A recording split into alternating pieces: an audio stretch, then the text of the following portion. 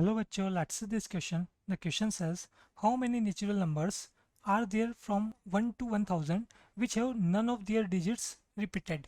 Clear? Question में क्या बोला गया हमें 1 to 1000 इसके बीच में ऐसे कितने नेचुरल नंबर्स होंगे जिनमें कोई भी डिजिट जो है वो रिपीट नहीं होता. क्लियर? तो सबसे पहले हम बात करें यहाँ पर की कंसेप्ट की. क्लियर?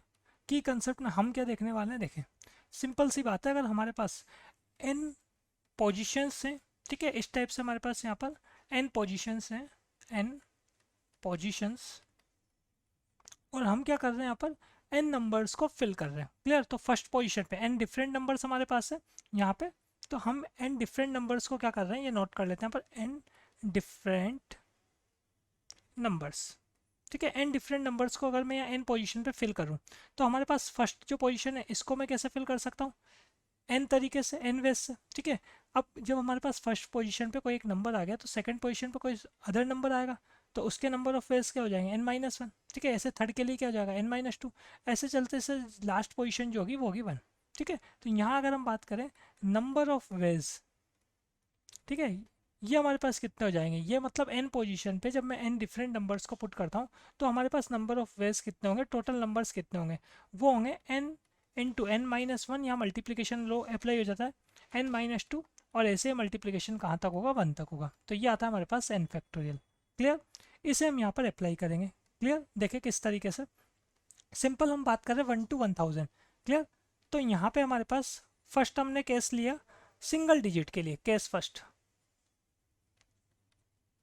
For single digit. ठीक है, फॉर सिंगल डिजिट्स. तो सिंगल डिजिट में अगर हम बात करें तो 1 से लेके 9 तक केवल 9 ही नेचुरल नंबर है हमारे पास. तो यहाँ हम बोल सकते हैं नंबर ऑफ, या ऐसा बोलते हैं हम टोटल नेचुरल नंबर्स. ठीक है, फॉर सिंगल डिजिट में अगर हम बात करें तो टोटल नेचुरल नंबर्स कितने होंगे, 1 to 9 9 होंगे. ठीक है, टोटल नेचुरल नंबर्स ये हो जाएंगे हमारे पास 1 to 9, मतलब 9 हो गए. क्लियर? केस सेकंड देखा हमने, केस सेकंड में बात कर लेते हैं हम यहाँ पर फॉर 2 डिजिट्स. तो 2 डिजिट्स में अगर हम बात करें तो क्या पोजीशन, देखो अभी हमने की कंसेप्ट में देखा था.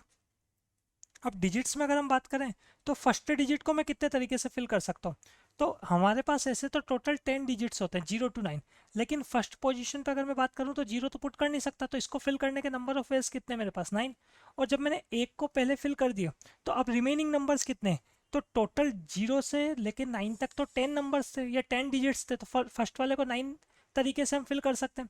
अब हमारे पास रिमेनिंग डिजिट्स कितने हैं, अब अगेन 9 है, तो 9 तरीके से सेकंड वाले को फिल कर सकते हैं. हाँ, पहले पे जो हमारे पास डिजिट आया था उसको मैं रिपीट नहीं करूँगा, तो सेकंड वाले को भी मैं 9 तरीके से यहाँ पर फिल कर सकता हूँ.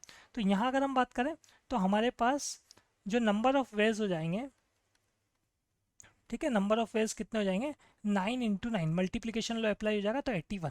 क्लियर? अब केस थर्ड की बात करेंगे हम. केस थर्ड में हम क्या करने वाले, केस थर्ड में हम बात करेंगे 3 डिजिट्स के लिए. केस थर्ड, तो केस थर्ड में फॉर 3 डिजिट्स, 3 डिजिट्स की अगर हम बात करें तो हमारे पास इस तरीके से ये 3 प्लेसेस हो गए. क्लियर? 0 to 10, 10 डिजिट्स हैं. अब फर्स्ट पोजीशन पे तो मैं यहाँ पे 0 पुट कर नहीं सकता, तो मेरे पास नंबर ऑफ वेज कितने इसको फिल करने के 9. फिर सेकंड पोजीशन पे भी कितने रह जाएंगे 9, क्योंकि एक डिजिट मैंने पहले फिल कर दिया. अब रिमेनिंग डिजिट्स कितने हैं, 0 से लेके 9 तक में अभी भी मेरे पास 9 डिजिट्स हैं. तो अब यहाँ पे आपके पास अगेन आपने क्या किया, एक डिजिट फिल कर दिया. अब आपके पास कितने मेथड रह गए, अब 8 मेथड रह गए हमारे पास इसको फिल करने के लास्ट डिजिट के लिए. तो अगेन हमने बता दिया यहाँ पर नंबर ऑफ वेज. ठीक है, टोटल नंबर्स कितने हो जाएंगे हमारे पास, ये हो जाएगा 9 into 9 into 8 means 81 into 8. Clear? तो ये हो जाएगा हमारे पास 648. क्लियर? अब हम बात कर सकते हैं यहाँ पर रिक्वायर्ड रेचुअल नंबर. देखो अगर हम बात करें 4 डिजिट के लिए तो 4 डिजिट का तो केवल 1000 ही है, और 1000 में भी 0 जो है वो 3 टाइम यहाँ पर रिपीट हो रहा है. क्लियर? तो अब आ सकते हैं हम किस पे, रिक्वायर्ड नंबर्स. जो रिक्वायर्ड नंबर्स हमारे पास थे हमें क्या करना है, इनका सम करना है. तो केस फर्स्ट में आए थे हमारे पास 9 नंबर्स, सेकंड में आया 81 और लास्ट में आया 648. क्लियर? इसको अगर हम यहाँ पे ऐड करेंगे, इनका सम करेंगे, तो ये आ जाएगा हमारे पास 738. Clear? So final answer is 738. Hope you understood it well. Best of luck.